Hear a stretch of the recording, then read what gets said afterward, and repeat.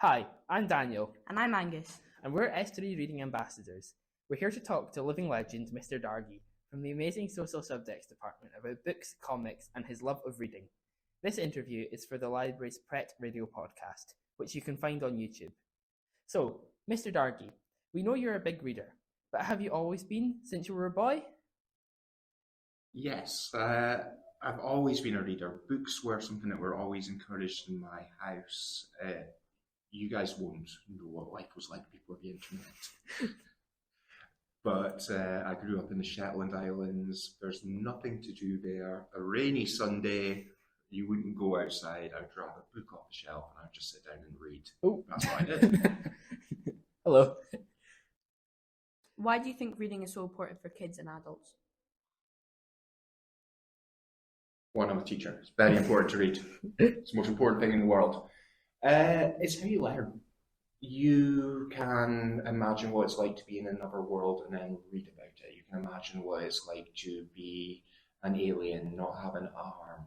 You can actually explore different things in different ways, but experiences you might not want to live through.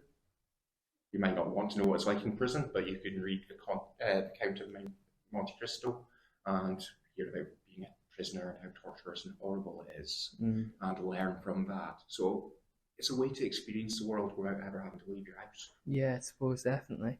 So do you have a favourite book or comic of all time? And if so, why do you like it so much? Now, this is the question I have the most difficulty with. Oh, I'll cover bits that you're going to ask me later that I know about. I would definitely say my favourite comic of all time would be V for Vendetta. The movie's been quite popular. It's had a bit of a comeback. It's quite an old movie now, but it's had a bit of a comeback. That got me interested in politics. It's all about having a revolution and fighting the government.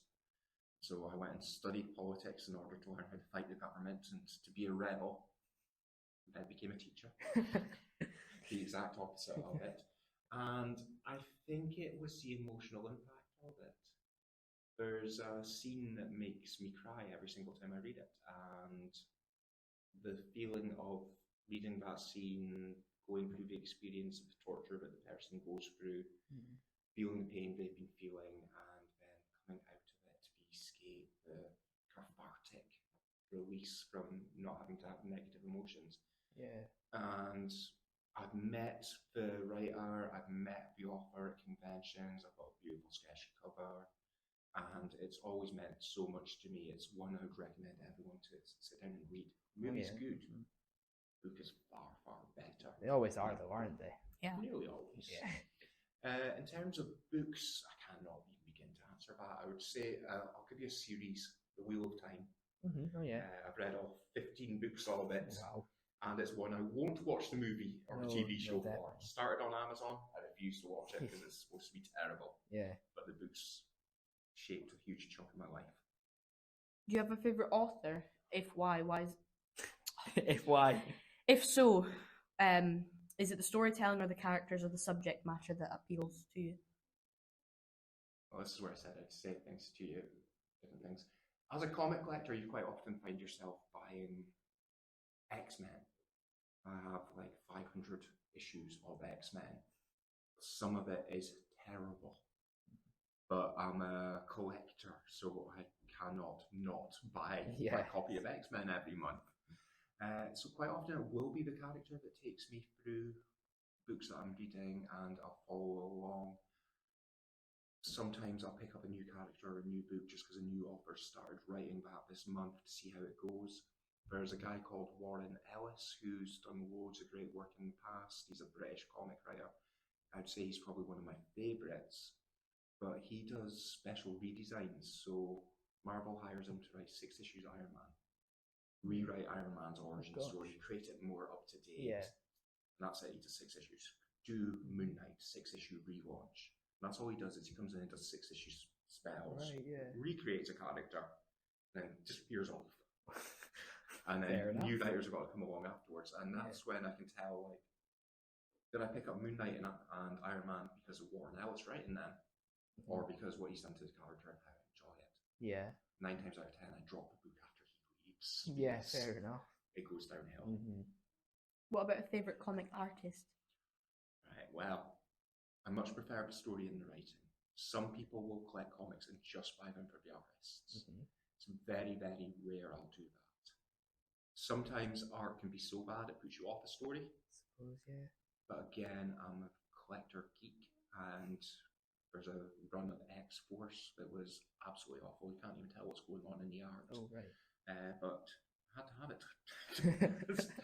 I have the hardcover proudly on my shelf because there had been a gap in the collection without it. Yeah. So no, I don't generally tend to follow the artists. I tend to prefer a writer. I've never bought a book just because of who the artist was. But I know lots of people do. Yeah. What book are you currently reading, or comic, or? Well, I've literally just finished this book series called Cradle. Okay. By somebody called Will Wright. It was a 12-book series. Each book's only about 200 pages at most, so they're very short, very quick.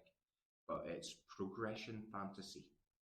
So it's another magical world where everyone's born with magic powers, but one boy's born without. Oh, right. And it's about he levels up and gains his powers, and by the 12th book, he's moving between universes and is the most powerful being of time and space. But it was quick, it was fast, it was easy. I'd finished a book in a night and not even realise it because it was only about 100 pages, and then I'd get the next one. It was like the book equivalent of Pringles. We all love Pringles. I've actually restarted one again after when I finished because I needed another hit. But yeah, so I've just finished Cradle, and I think I'm going to move on to the Stormlight Archives by Brandon Sanderson. Some high fantasy, but complete opposite. 1,000 pages per book. I think I've got 4 or 5 books going through, so I'll keep you busy, like. Well, I might take little breaks. Yeah, fair enough. Go something smaller. Do you have a preferred genre, or will you read any genre? Mostly science fiction. Aliens, fantasy, Lord of the Rings and the Hobbits were my first 2 books, followed by Wizard of Earthsea. It set me up for following and reading fantasy, Wheel of Time, Malazan, eventually Stormlight through my entire life. I love science fiction and space. I love the comic book genre. I like a bit of horror. Oh, yeah. I love philosophy. Is this table real? What colour is red? The sort of things I really enjoy. I don't tend to enjoy autobiographies. Fair I find enough. them very boring. Yeah. Would that not depend on the person, or is it just in general? Or? But you know their story anyway. Yeah, I suppose. Yeah, true. You go, oh, Boris Johnson's autobiography. Well, I already know about Boris, so I'll buy it and read more about him. Yeah, I suppose. So I don't actually understand why people enjoy autobiographies. You know the person's story. It's fair enough. Definitely makes sense. What do you think about ebooks and audiobooks? Do you think they're as good as paper books, or is listening to a book considered cheating? I'm going to be honest with you guys. I'm going to show my age. I've never had an audiobook. I've never done it. I read on my iPad normally nowadays. It took me several years to get used to shifting to digital and not having books. Feels weird not having hundreds of dog-eared books on a bookshelf, gathering dust as well. And even comics, I've moved over to digital as well, which feels, again, weird, not having a physical copy of my books. So I'm more than happy to read on the Kindle, iPad, Chromebook screens. I don't mind reading off the screen. It took me a long time to get used to it. Yeah, definitely. I've not caught up with audiobooks yet. I know everyone seems to love them. We'll get there eventually, maybe. Yeah.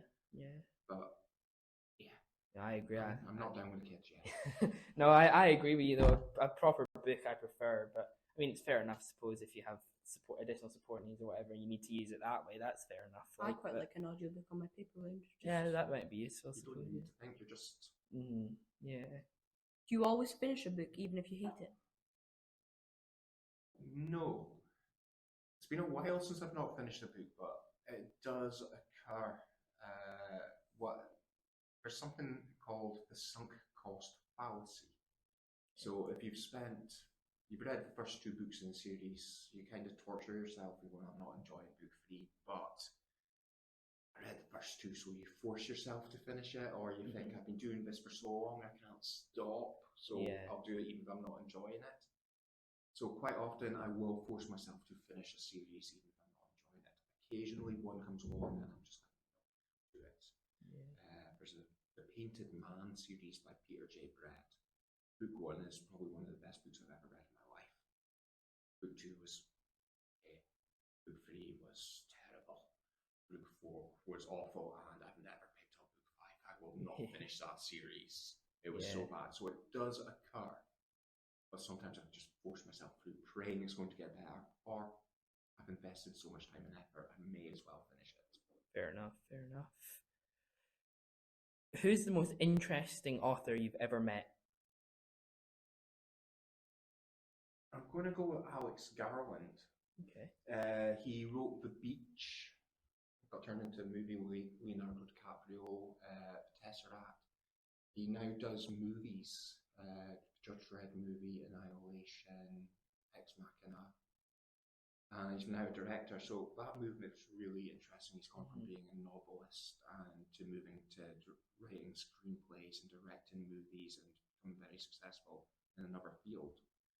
But when I met him, he'd only just released his second book, and it was a book signing. And I was on holiday in New Zealand, and it was just one of those things. I walked into a bookstore, and here's this guy sitting doing the signing. It was weird.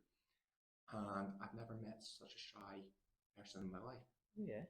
He signed took the book, asked my name, signed it to Gareth, posted the book, and sent it back. And that was all his interaction with every customer. And even the manager of the bookstore made a comment when he left that he'd left half an hour early. He had another half hour of signing supposed to do, but he just didn't want to be there. He didn't want to be in public. Yeah, wow. Which strikes me as really weird because lots of people become writers, become famous, Yeah. become successful, become well known. This guy's just had his first book's turned into a Hollywood movie starring Leonardo DiCaprio, and he's like, "Oh, I don't want to actually do any publicity. I don't want to speak to people. I don't want to do it." Wow. And then he moves into becoming a director, where he's directing hundreds of people on a film set, and I always just found that really bizarre. So I like the way his career has moved, but also from meeting him in person, it strikes me as a very interesting guy. Maybe he's actually really dull and boring. He's got nothing to say at all, and that's why he's scared to speak to people. He's scared people will know or find out. So he creates this air of mystery. Oh, you're shy, and he hides. But definitely him. Weird. Yeah. Well, that's all our questions we have. But is there anything else you want to say? Any closing points or? Just read. Enjoy what you read, and it doesn't have to be books. Comics are amazing. You'll find loads and loads of good stuff out there, and it doesn't have to be superheroes. So much good stuff out there that is not superheroes. Transmetropolitan, V for Vendetta, The Walking Dead. There's every genre you can imagine, you'll find it in comic books, and also use your library. Yeah, I agree. It's free. Why buy books when you can order them, get it for free, read it at your leisure, return it. Yep. So read. Don't let anyone judge what you're reading. It's up to you. And use your libraries. Excellent. Well, thank you so much for letting us interview you. Thank you. No problem. Thank you.